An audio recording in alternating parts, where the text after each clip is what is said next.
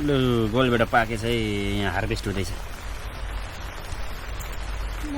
यही है साथीहरू, हाम्रो कम्पनी, मेरो कम्पनी चाहिँ यस्तो छ अवस्था।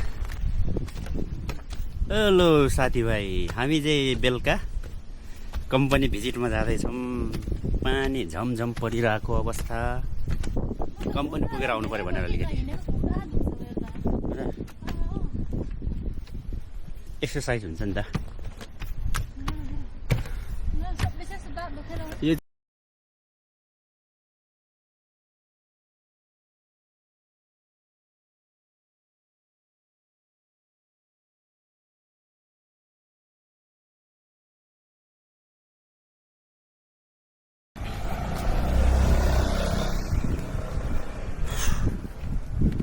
पानी पो हावा चल्यो हो पानीसँगै के।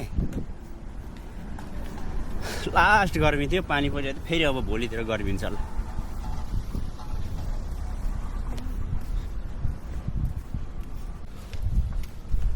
यो घर चाहिँ पोहोर मात्रै बनाएको याङबल थोसकवन हो। याङबलीको लाइब्रेरी, पुस्तकालय। यो चाहिँ ठुल्ठुलो अपार्टमेन्टहरू म आउने बेलामा भर्खर सकेको थियो। अलि यत्रो यिनीहरू के जङ्गलै जङ्गल चाहिँ यत्रो बनाइसके। मेरो त बनाएकै थिएन, म आउँदा पछि बनाएको। त्यस्तो छ अवस्था।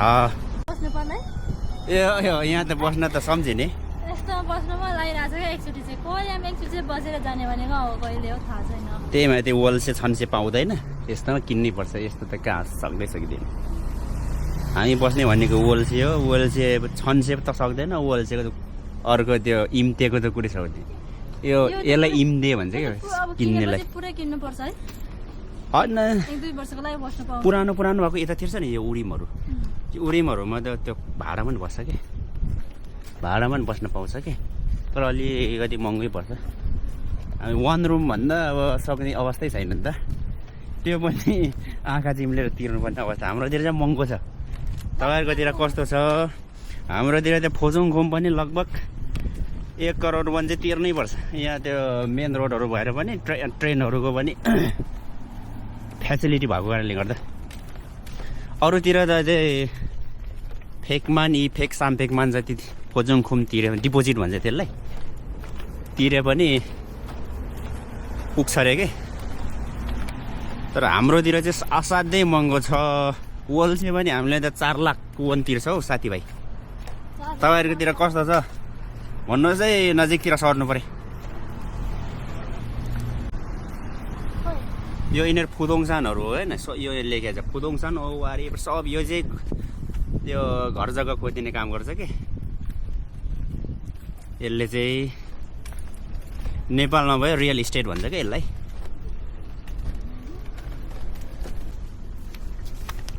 सिमसिम पानी परिरहेको छ। सही हो, सही हो।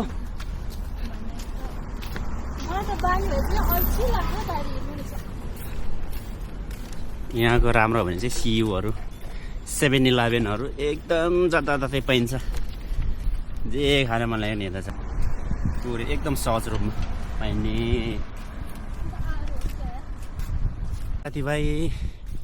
साथीभाइ यो चाहिँ स्पा भन्दो रहेछ साउना।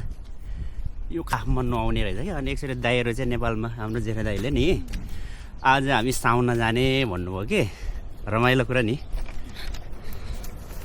अनि हामी चाहिँ साउना जान लाग्यो भन्नुभयो। म त अब साउना भनेको खानेकुरालाई भन्ठाने, मलाई नै ल्याइदिनु र दाइ साउना भनेको कहाँ त्यो साउना भनेको खानेकुराहरू त्यो तातो पानीमा नुहाउने ठाउँ भन्नुभयो कि। त्यो हिमालबाट ट्रेकिङ गरेर आउनु पर्दा चाहिँ अनि बेसी खोकी लाग्छ नि त चिसोले।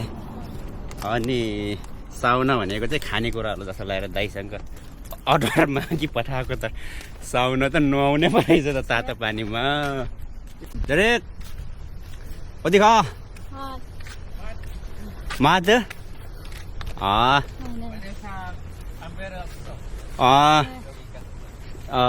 Okay by by. धेरै ब्लग फिलिपिनको भाइ मेरो मित्र यही है साथीहरू, हाम्रो कम्पनी, मेरो कम्पनी चाहिँ यस्तो छ अवस्था। 9 वर्ष भइसक्यो यसलाई छोड्न सकिएन। छोड्ने मन हुँदा हुँदै पनि जानै दिएन पहिला। साथीहरू यहाँ चाहिँ हाम्रो फिलिपिन साथीहरूसँग मासु पोलेर खाने ठाउँ, बार्बेक्यू खाने ठाउँ। त्यो घामले देखिन कि, त्यही भएर पनि होला। त्यो पोलिनेसन पनि भएन, त्यसले गर्दा। तर आउनु चाहिँ आउँछ होला पछि चाहिँ। फुलै पनि आएको छैन हौ। यो चाहिँ हाम्रो माछा पोखरी, यत्रो ठुलो छ माछा पोखरी, एक राउन्डै छ यहाँ। माछाहरू मसिनो छ। यो चाहिँ डेकोरेट गर्ने खालको माछा, खाने खालको होइन। अलिअलि देखिरहेछ यतातिर रातो कुदिरहेछन्। यस्तो झ्याङ्गिँदैछ। यता छ फेरि सयपत्री फुलहरू। अर्को चाहिँ के अरे, मखमली होइन। यहाँ पुरै साग थियो, सागहरू सब सकेर, सागहरू चाहिँ सकेर मैले सबै उखेलेर फालेको। यहाँ गोलभेडाहरू छन्। यिनीहरू चाहिँ खाजी, यो एग प्लान्टहरू। यिनीहरू चाहिँ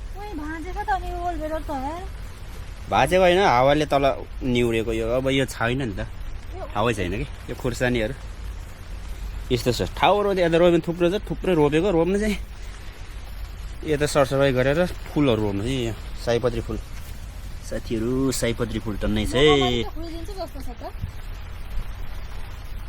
कोरियामा तपाईँले अब चाहियो भने भन्नुहोस् है, मखमली हुन्छ। भाइटिका मनाउने कोही हुनुहुन्छ भने सम्पर्क गर्नु होला। पछि फुलिहाल्यो भने फुल्छ कि फुल्दैन। यहाँको मौसम कारणले गर्दा गाह्रै छ फुल्नु चाहिँ।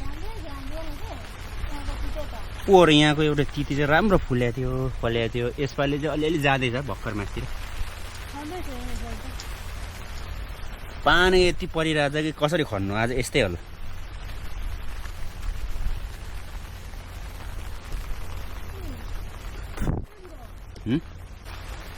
लु गोलभेडा पाके चाहिँ यहाँ हार्भेस्ट हुँदैछ। आफूले खानु त ठिकै हुन्छ है। यतिको रोप्यो भने अलिअलि मजाले फलिरहेछ। यो सानो खाले ल्याएको यसपालि यति धेरै फलेको छ। तर यो माथि लामो निहुरेर हेर्नु तलै झरेको छ क्या भुइँतिर। छैन, यो अस्तिको यो र त्यो दुईवटा मात्रै रहेछ माथि, कम्पनी माथि भएको लिएर आएको। गोलभेडा त यहाँ छ हौ, यता नि टन्नै। यो तल यस्तो निहुरिरहेछ कि भएन, थामै भएन। तल झोला छ। त्यो नपाके न यता यता पाकेको मात्रै। त्यो डन्डीसँगै टिप्नुपर्छ कि। हो त्योसँग।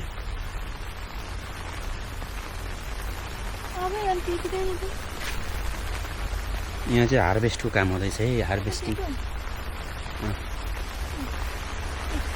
यिनीहरू चाहिँ मैले खास डल्लो खालको क्याप्सिकम लिएर आएको। त यो सुन्तलकै परेछ। यति फलेको छ। दिनदिनै लान्छौँ हामी, दिनदिनै लान्छौँ, दिनदिनै पाकिरहेको हुन्छ। किराले खाइदियो क्या यो।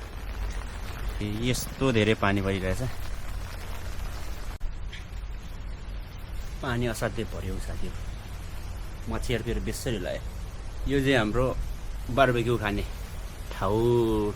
बेला बेला फिलिपिन साथीहरूसँग हामी चाहिँ बार्बेक्यू खान्छौँ।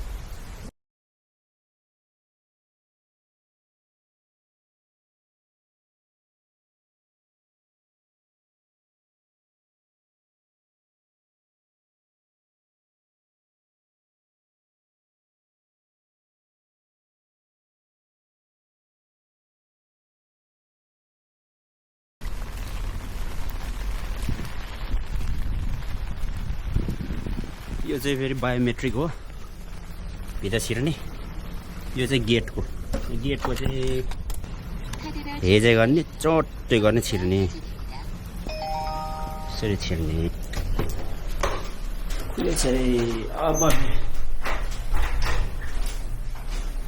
फेरि यहाँ फेस देखाउनु पर्ने छ। अझै मिल्दैन भन्छ त।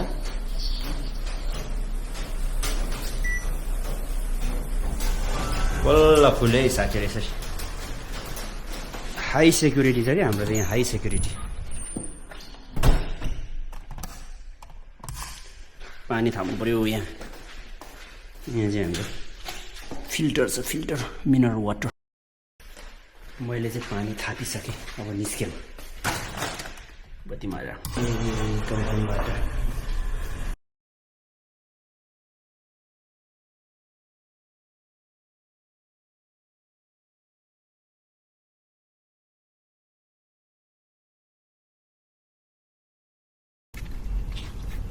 यो जता फिङ्गर प्रिन्ट भएर के यहाँ पनि घरमा 3 ठाउँ गेटमा बन्द गर्नुपर्छ बाटो चिप्लो रहेछ बाबा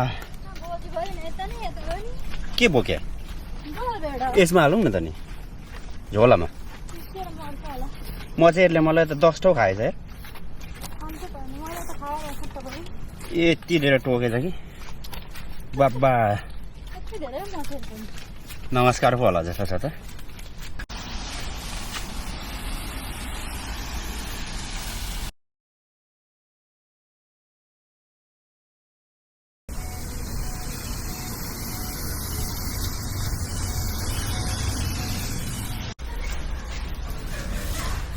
बल्ल बल्ल आइपुग्यो पानी परेर